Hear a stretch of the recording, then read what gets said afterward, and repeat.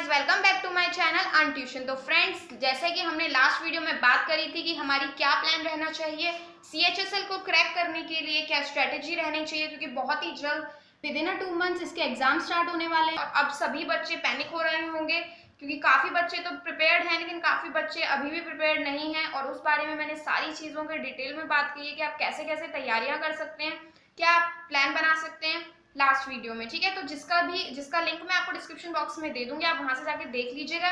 तो उसमें मैंने बात की थी आपसे, मेन टॉपिक मेरा आज की वीडियो का ये है कि उसमें मैंने एक बात आपसे बोली थी कि हमारे कुछ स्टेप्स थे उसको फॉलो करना है। तो उसमें जो एक स्टेप था जिसमें कि मैंने आपसे कहा था कि आपको क्या करना है, पैटर्न एनालिसिस करना है, यानी आपको पैटर्न देखने हैं कि पैटर्न कौन कौन सा टॉपिक आ रहे हैं, क्या क्या टॉपिक आ रहे हैं।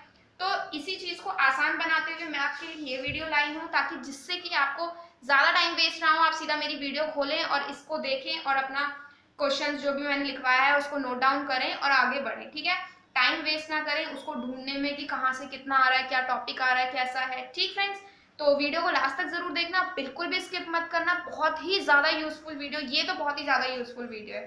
ठीक है दोस्तों, आपके लिए ही, सबके लिए ये वीडियो बहुत ज़्यादा यूजफुल है, चाहे बिगनर्स हों चाहे टॉप के बच्चे हों। ठीक है, तो चलो ज़्यादा देरी ना करते हुए स्टार्ट करते हैं।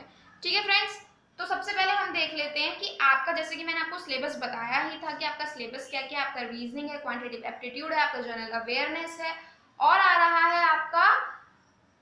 ठीक है फ्रेंड्स, तो काफ़ी इसमें काफ़ी ही सारे के सारे मतलब सब्जेक्ट्स हार्ड ही हैं, कुछ इजी नहीं है। इंग्लिश, सब बच्चों को इंग्लिश में प्रॉब्लम होती है। ठीक है, सब बच्चों को इंग्लिश में प्रॉब्लम होती है। देन आपको जनरल अवेयरनेस में तो होती ही होती है। देन आपको क्या बोलते हैं उसको, रीजनिंग तो चलो बहुत थोड़ा इजी बैठ जाता है। क्वांटिटेटिव एप्टीट्यूड में प्रॉब्लम होती है, सब चीज़ में प्रॉब्लम ही होती है यार सीएचएसएल में। यानी एसएससी के हर पेपर को थोड़ा सा हम हार्ड ही मान के चलते हैं। ठीक है, तो देख लेते हैं फ्रेंड्स कि आपके क्वेश्चंस किस टॉपिक से कितने कितने बन रहे हैं। ठीक है, मैंने बहुत सब कुछ इसमें ही कोशिश की है कि आपको ज़्यादा प्रॉब्लम ना हो, आपको इजीली सारी चीज़ें अवेलेबल हो जाए। तो सबसे पहले हम बात करते हैं रीजनिंग के बारे में। तो रीजनिंग में जो आपके टॉपिक्स आ रहे हैं और उसमें से कौन कौन से कितने क्वेश्चन आ रहे हैं, इन सब के बारे में मैं बात करती हूँ। तो सबसे पहले एनालॉजी में आपका आ रहा है 3 से 4 क्वेश्चन आएंगे। वेन डायग्राम में आपके 2 से 3 क्वेश्चन बनते हैं। Symbolic numbers classification number series में आपके 2 से 3 क्वेश्चन आएंगे। फिगर क्लासिफिकेशन में आपके 2 से 3 क्वेश्चन आएंगे। फिर आता है आपका punch hole pattern, folding and unfolding में से आपके 3 से 4 क्वेश्चन आएंगे। कोडिंग डिकोडिंग जिसमें कि 2 से 3 क्वेश्चन आएंगे। प्रॉब्लम सॉल्विंग में 2 से 3 क्वेश्चन आएंगे। मिसिंग नंबर में आपके 102 क्वेश्चन बनते हैं। नॉन वर्बल रीजनिंग में 3 से 4 क्वेश्चन है। वर्बल रीजनिंग में आपके 2 से 3 क्वेश्चन है। देन मिसलिनियस में आपके कभी कभी आता भी नहीं है और कभी कभी आ जाता है। अब फ्रेंड्स, मैं आपको एक चीज इसमें बताना चाहती हूँ कि कई बार क्या होता है कि डिफरेंट शिफ्ट में एग्जाम्स होते हैं। किसी शिफ्ट में कुछ चीजें ज्यादा आ जाती है, किसी शिफ्ट में कुछ भी नहीं आता, मतलब एक टॉपिक से रिलेटेड कुछ नहीं आता है। किसी शिफ्ट में 3 से 4 क्वेश्चन बन जाते हैं। यानी मतलब जो मैं आपको बता रही हूँ कि 2 से 3, उसमें कहीं 3 से 4 क्वेश्चन बन जाते हैं। तो आपको ये नहीं बोलना है कि नहीं नहीं उन्होंने तो इतना बताया और उन्होंने गलत बता दिया या जो भी है। ठीक है, बेसिकली जो आपका एवरेज मैं बता रही हूँ वो ऐसा ही होता है, वो कभी कभार हो जाता है। ठीक है दोस्तों, तो वैसे आपका आएगा यही, तो बिल्कुल यही देख के चलिए। और जैसा मैंने आपको बोला था कि प्रैक्टिस सेट के बाद अब आपको क्या करना है, मैं आपको बता रही हूँ कि कितने से कितने क्वेश्चन आते हैं, आपको देखना है आपको कितना ध्यान देना है क्वेश्चंस में। ठीक है फ्रेंड्स, नेक्स्ट हम देख लेते हैं इंग्लिश में आपके कौन से टॉपिक में से आपका क्या आ रहा है। ठीक है दोस्तों, अब देखो आपका सबसे पहले आता है इसमें spot the error. Spot the error में से आपके 2 से 3 क्वेश्चन बनते हैं। फिल इन द ब्लैंक्स में से भी आपके 2 से 3 क्वेश्चन बनते हैं। सिनोनिम्स और एंटोनिम्स से भी आपके 2 से 3 क्वेश्चन बनते हैं। स्पेलिंग एरर से आपके 2 से 3 क्वेश्चन बनते हैं।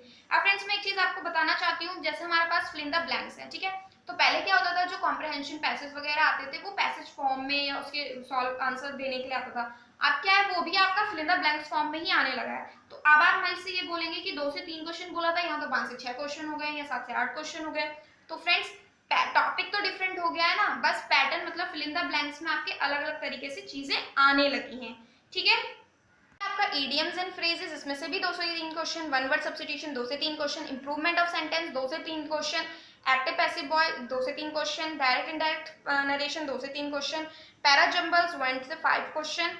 क्लोज पैसेज 2 से 5 और देन आपका आ जाता है कंप्रहेंशन पैसेज 3 से 5। ठीक है, जैसा कि मैंने बोला है कि डिफरेंट शिफ्ट्स में डिफरेंट तरीके से चीजें आ जाती हैं, तो ऐसा नहीं है कि आपको सिर्फ यही कि 2 से, और वैसे भी हमें पता है कि 2 से 3 क्वेश्चन, यानी 2 से 3 क्वेश्चन कोई लिख के तो दिए नहीं है कि सिर्फ ये 2 से 3 क्वेश्चन आएंगे। पढ़ना तो हमको सारा ही चीज है, तो क्वेश्चंस पे क्या ध्यान देना। ठीक है, ये मैं सिर्फ आपको इसलिए बता रही हूँ कि हर टॉपिक में से आता ज़रूर है, ठीक है, चाहे एक बनता हो चाहे ना बनता हो, लेकिन वो एक डाउट रखते हैं कि हाँ जीरो से अगर एक भी आ रहा है ना तो वो एक भी आ सकता है आपके पेपर में, और नहीं आने को तो कुछ भी नहीं आ सकता है, मतलब नहीं आ सकता है वो टॉपिक, कुछ भी तो नहीं आती तो हैं चीज़ें। ठीक है फ्रेंड्स, तो चलो आगे देख लेते हैं हम जनरल स्टडीज़ यानी जनरल अवेयरनेस के बारे में आपका है। देन हिस्ट्री में आपका आता है एक क्वेश्चन, पॉलिटी में आपके बनते हैं 4 क्वेश्चन, ज्योग्राफी में बनते हैं 1 क्वेश्चन। अब फ्रेंड्स क्या होता है, कई बार हिस्ट्री में ना मैं आपको एक चीज जनरल अवेयरनेस की ये बताना चाहती हूँ कि क्या होता है, कभी भी ना आपका क्या होता है कि हिस्ट्री ज्योग्राफी, हिस्ट्री में तो चलो आप 1 मिनट मैं आपको बाद में बताती हूँ, और पहले हम बात कर लेते हैं ज्योग्राफी वगैरह या पॉलिटी की, इकोनॉमिक्स की, और फिर हमारे पास एक पार्ट आता है करंट अफेयर्स। तो बच्चे फ्रेंड्स करते क्या है हमारे साथ कि करंट अफेयर्स तो उन्होंने पढ़ लिया, ठीक है, अब बच्चे बैठे हुए हैं ज्योग्राफी लेकर पॉलिटी लेकर, बहुत पीछे पीछे का लेके बैठे हुए। फ्रेंड्स एक चीज़ मैं सिर्फ ये बोलना चाहती हूँ कि जो आपके ये पॉलिटी ज्योग्राफी इकोनॉमिक्स जिस जो भी है ना, इनसे जो क्वेश्चन बनते हैं ना मोस्टली आपके बनते हैं करंट से रिलेटेड। अभी कुछ हुआ हो पॉलिटिक्स में उससे रिलेटेड बन जाएगा, कहीं पे मतलब ज्योग्राफी में कुछ वर्ड्स या कुछ सोलर सिस्टम में या कुछ भी, मतलब जहाँ से भी आपको क्वेश्चन करंट में जो चेंजेस आए हैं ना मोस्टली आपके क्वेश्चन वहीं से बनते हैं, ठीक है। और आपका इकोनॉमिक्स में जैसे इस समय कोविड-19 चल रहा है, पैंडेमिक जो इतना चल रहा है, आपकी अर्थव्यवस्था में बहुत गिरावट आई है, हर जगह से हर चीज में हर फील्ड में इकोनॉमिक थोड़ा सा इकोनॉमी आपकी डाउन हुई है तो उससे रिलेटेड आपका कुछ आ जाएगा, अभी कहीं पुल बना होगा तो उससे रिलेटेड आपका कुछ आ जाएगा, ठीक है। तो होता क्या है कि करंट अफेयर में भी जुड़ जाता है वो और आपका ज्योग्राफी या इकोनॉमिक में भी जुड़ जाता है। तो बच्चे यहाँ पे भी कंफ्यूज हो जाते हैं कि उन्होंने तो बोला था सिर्फ करंट अफेयर्स में इतने ही आएंगे तो ये ऐसे कैसे आ गए। फ्रेंड्स सब चीज आप कभी भी एनालिसिस करोगे ना पेपर को, आपको यही समझ में आएगा कि चीजें करंट से आती हैं, ठीक है, बहुत डीप डाउन कोई नहीं जाता है, बहुत पीछे कोई नहीं जाता है।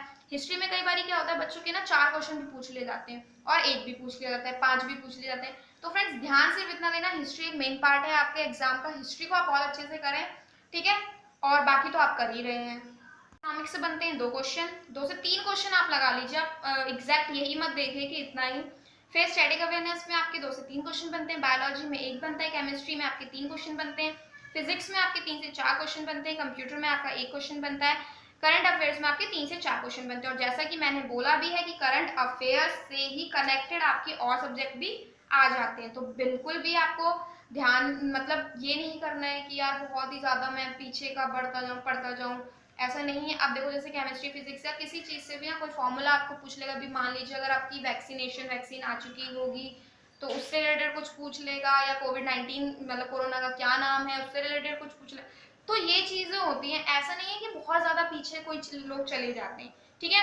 फिर हम देख लेते हैं क्वांटिटेटिव एप्टीट्यूड में क्या होता है। इसमें आपको एक चीज बताना चाहती हूँ कि अर्थमेटिक का सबसे ज्यादा पार्ट होता है, 12 से 13 क्वेश्चन आपके अर्थमेटिक के होते हैं, ठीक है। स्टैटिक्स और दूसरे अलजेब्रा वगैरह ये आपके क्या होते हैं, इनसे आपको थोड़ा सा कम क्वेश्चन आता है, और सबसे ज्यादा आपका आता है अर्थमेटिक। तो अगर आपने अर्थमेटिक नहीं किया है तो प्लीज बिल्कुल मत सोचना कि आपके बहुत अच्छे नंबर आएंगे, अगर आपने ये कर लिया है तो बहुत अच्छा है, अगर आपने और पार्ट नहीं किया तो कोई बात नहीं, ये जरूर करें, ठीक है। तो आपका क्या क्या आएंगे, रेशियो से आपके 2 से 3 क्वेश्चन बनेंगे, एवरेज से 2 से 3 क्वेश्चन बनेंगे, नंबर सिस्टम से आपसे बनेंगे 1 से 2 क्वेश्चन, सिंप्लीफिकेशन से आपके 2 से 3 क्वेश्चन, टाइम एंड वर्क से 1 क्वेश्चन, स्पीड एंड डिस्टेंस से 1 question, simple interest compound interest से आपके 3 से 4 क्वेश्चन या 2 से 3 क्वेश्चन, ठीक है। क्वेश्चन ऊपर नीचे 19-20 हो जाता है, ऐसा नहीं है। प्रॉफिट लॉस से आपसे आपके 1 से 2 क्वेश्चन, ठीक है।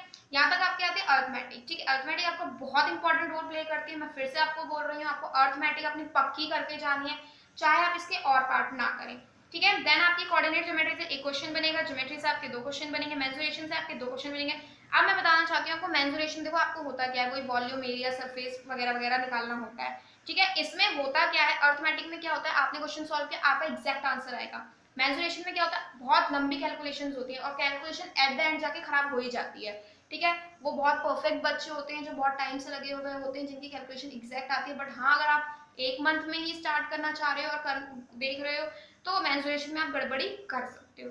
तो फ्रेंड्स बहुत ध्यान से करना है, नेगेटिव मार्किंग भी होती है, जरूरी नहीं है कि तुक्का मारना ही मारना है, ठीक है। जितने क्वेश्चंस करें उतने सही करें, ठीक। देन ट्रिग्नोमेट्री से 2 है, देन डाटा इंटरप्रिटेशन से आपके 3 से 4 क्वेश्चन बनते हैं। अब फ्रेंड्स एक चीज मैं आपको बोलना चाहती हूँ कि जो आपकी जो कट ऑफ गई थी लास्ट टाइम, ठीक है, आपकी कट ऑफ मतलब मैं आपको क्वेश्चंस के अकॉर्डिंग बताऊं तो बच्चों ने क्वेश्चन अकॉर्डिंग टू 70 या 68 72 क्वेश्चंस लगभग आपके किए होंगे, ठीक है फ्रेंड्स।